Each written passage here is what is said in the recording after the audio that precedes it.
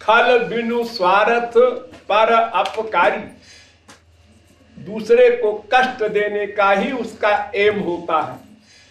बिना मतलब के दूसरे को दुख दे, ये कोप करने वाला है। और जो साधु व्यक्ति है वो पर उपकार वचन मन काया, और एक ऐसा होता है कि हमारे पास 4 रोटी है, वो हमारे ही खाने भर को है, इसलिए आउट, बाहर जाओ। तो ऐसे ही कुछ लोग दया करते हैं, कुछ लोग न्याय करते हैं, कुछ लोग कोप करते हैं, लेकिन भगवान केवल दया करता है और कुछ कर ही नहीं सकता बेचारा, तो उसको कोई पावर नहीं, और केवल दया कृपा और अकारण कृपा। सकारण कृपा तो हम लोग भी करते हैं संसार में, लेकिन अकारण कृपा भगवान करते हैं, महापुरुष करता है। ये 2 पर्सनैलिटी। अकारण माने बिना मूल्य लिए दान करना।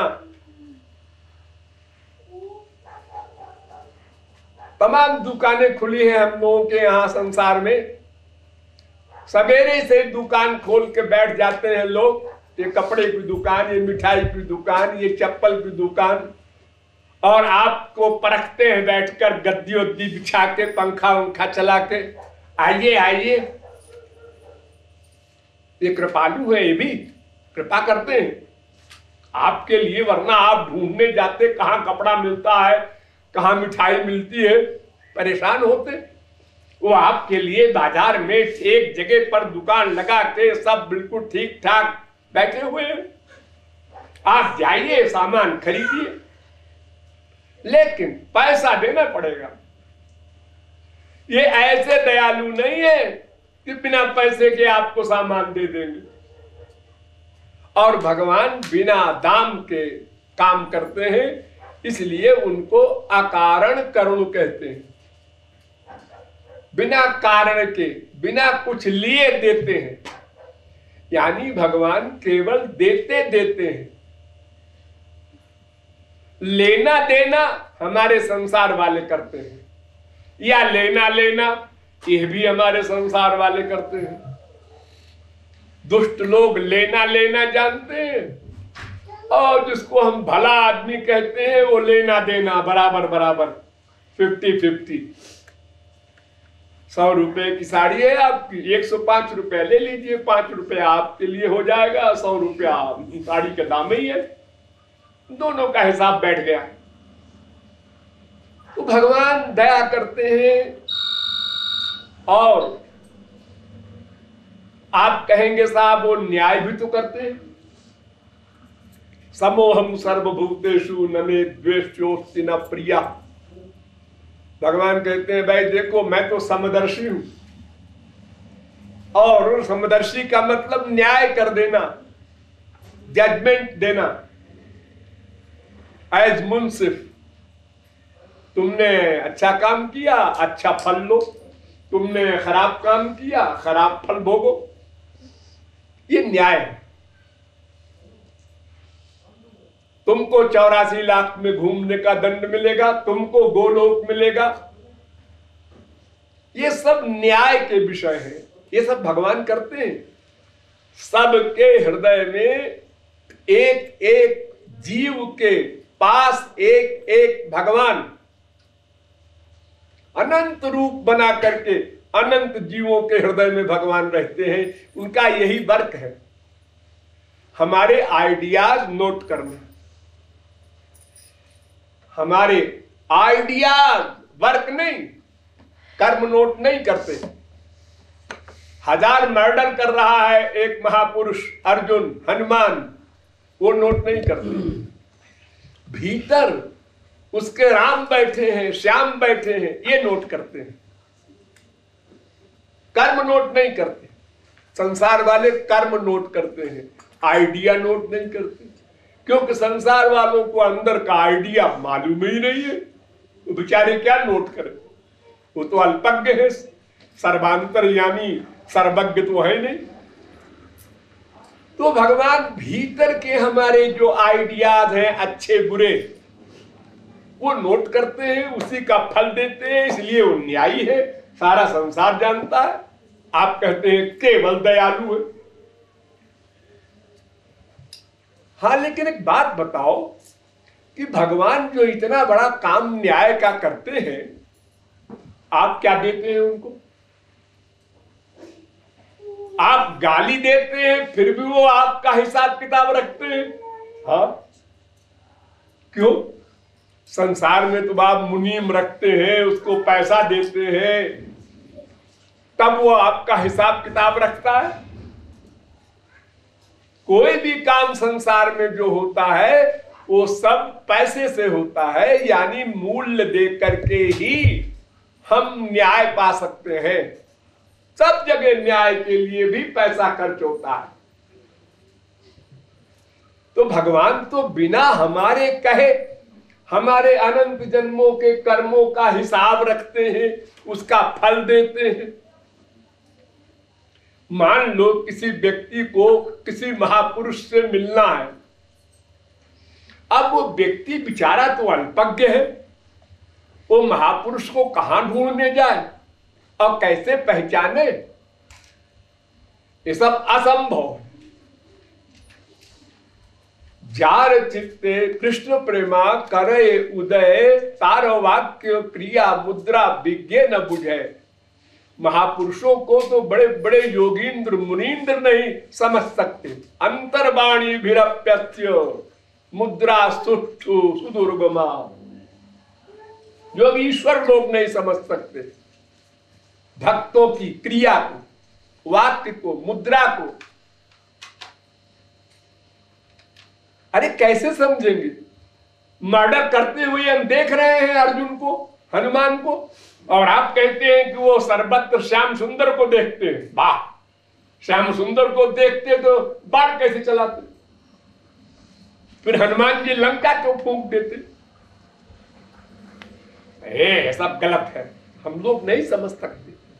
क्योंकि उनका कार्य, भगवान का कार्य और महापुरुषों का कार्य योग माया से होता है।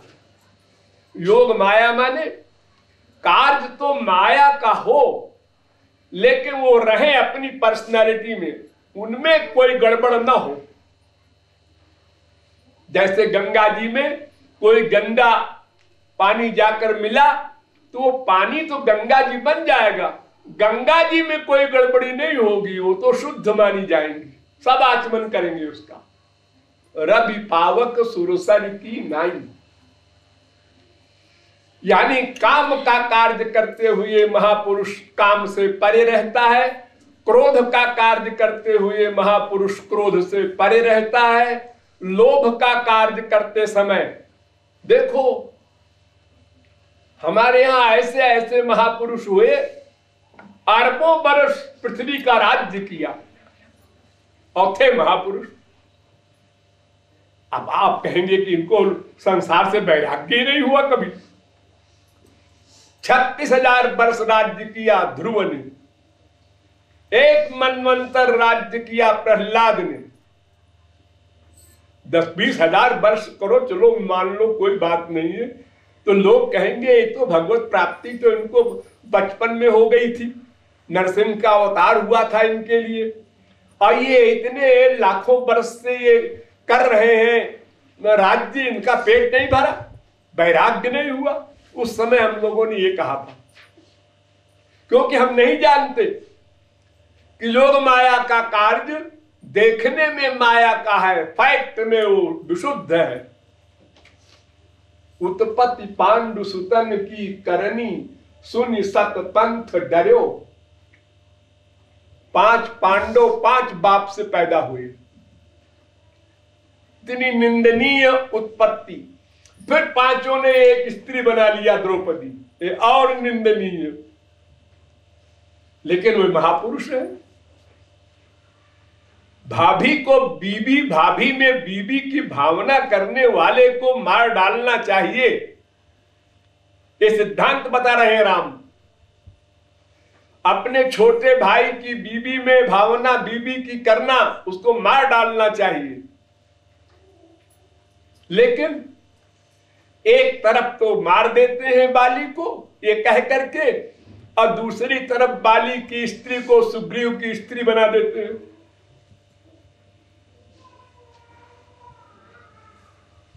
यानी वो महापुरुष है, इसलिए वो कर्म से परे है, पाप से परे, पुण्य से परे, उसका कार्य योग माया का है।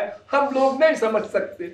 जब जब महापुरुष लोग हमको मिले, हमने उनमें दोष देखा, अपराध किया, लाभ नहीं ले सके। तो भगवान हमारे लिए जो कुछ न्याय करते हैं उसमें भी कृपा है। हम क्या करते हैं उनके लिए? अरे सोचो, आज 6 अरब आदमी है, कई आदमी राधे राधे करते हैं। अजी भगवान से क्या मतलब है? जाके देखो यूरोप में, अमेरिका में, बड़े बड़े देशों में भगवान से कोई मतलब ही नहीं। लेकिन उनका भी तो हिसाब रखते हैं, फल देते हैं। अगर फल न दे, जैसे आपने साधना इस समय की, हाई स्कूल तक की नॉलेज प्राप्त की, स्पिरिचुअल हाई स्कूल, अब आप मरने के बाद तो सब आपको कैसे मिलेगा? फिर आप ABCD पढ़ेंगे। लेकिन भगवान इस कर्म का फल दे देते हैं अगले जन्म में, बिना मांगे। तो ये दया, तो न्याय भी उनकी दया। किसी को दंड देते हैं, ये भी दया। राक्षस को मार दिया, मारने पे क्या हुआ? वो भगवान के लोक को गया। इससे बड़ी और क्या दया होगी?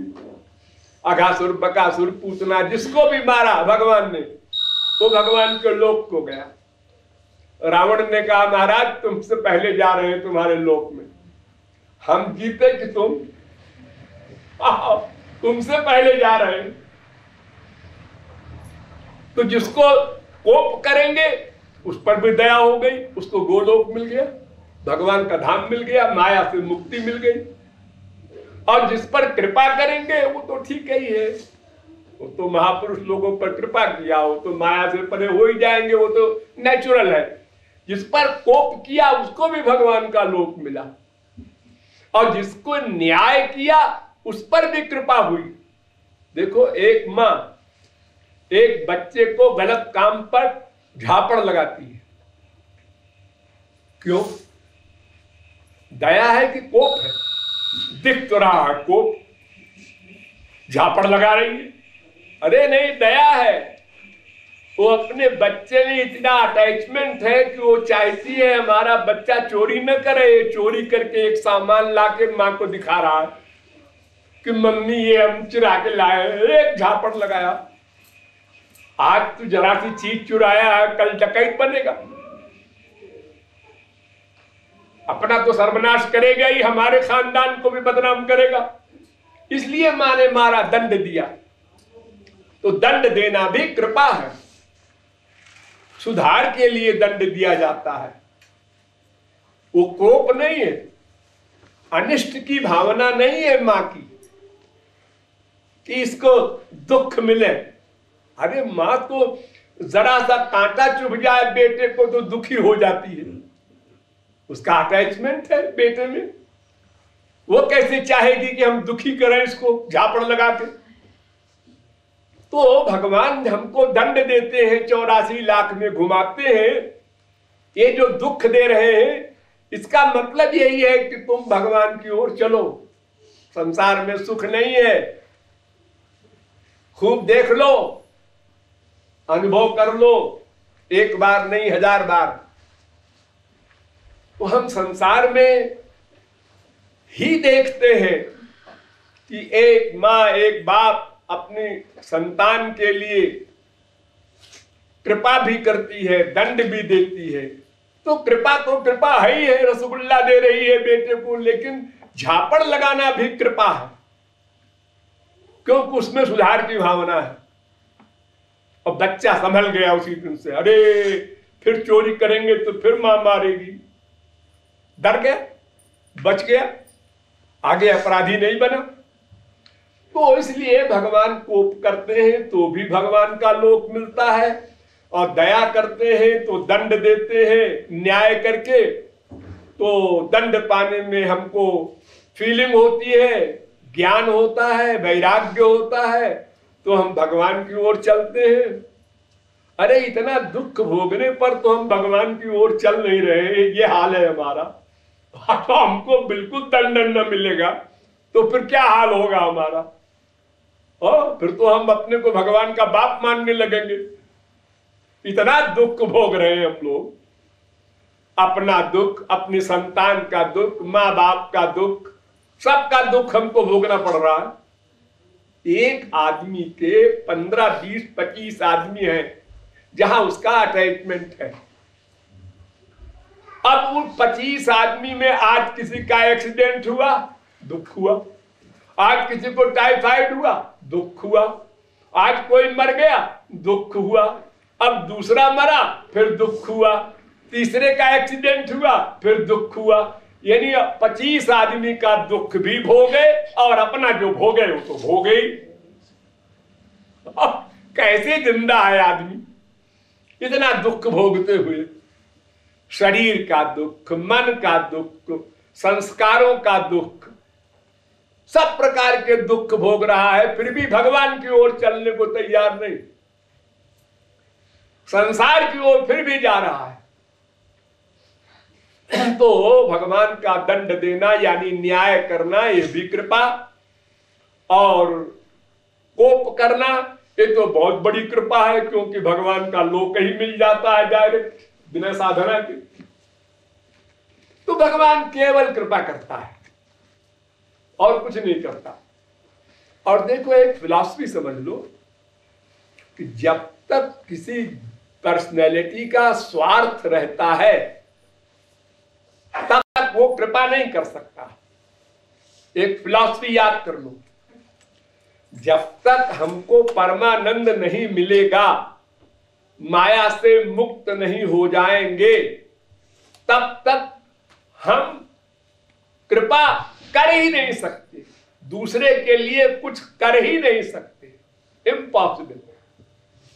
अपने स्वार्थ के लिए हम दूसरे की सेवा करते हैं, बेटे की सेवा करो, बड़ा हो जाएगा तो सेवा करेगा हमारी।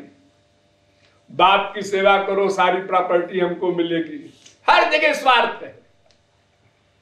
अगर स्वार्थ की फीलिंग खत्म हो जाए, बस प्यार खत्म, रिश्ता खत्म, कोई किसी को नहीं पूछेगा। तो संसार में जहां जहां हम स्वार्थ देखते हैं, बस वहीं पर हमको समझ लेना चाहिए कि हम कृपा नहीं कर सकते। सबसे पहले अपनी पर कृपा करनी है, आनंद प्राप्ति। अब आनंद मिल गया, वो महापुरुष हो गया या स्वयं भगवान है आनंद स्वरूप। अब उनको तो कुछ पाना नहीं, तो बेचारे करें क्या? सोचो क्या करे वो, जिसका कोई काम ही न हो, कुछ पाना शेष न हो, तो कितना बोर होगा वो, क्या करेगा? खाली बैठे। तो दूसरे के लिए प्लान बनाता है, इसके लिए भी ये करना चाहिए, इसको भी आनंद दिलाना चाहिए, यानी कृपा।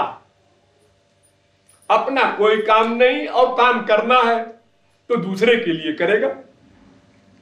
वो काम दूसरे के लिए खाली कृपा, क्योंकि कोई दुश्मन तो है नहीं जो कोप करे किसी के ऊपर। और अगर कोप करे भी तो उसके कोप का परिणाम भी वही भगवान का धाम है। तो इसलिए भगवान और महापुरुष केवल कृपा ही कर सकते हैं, क्योंकि उनको अपना कोई प्राप्तव्य शेष नहीं।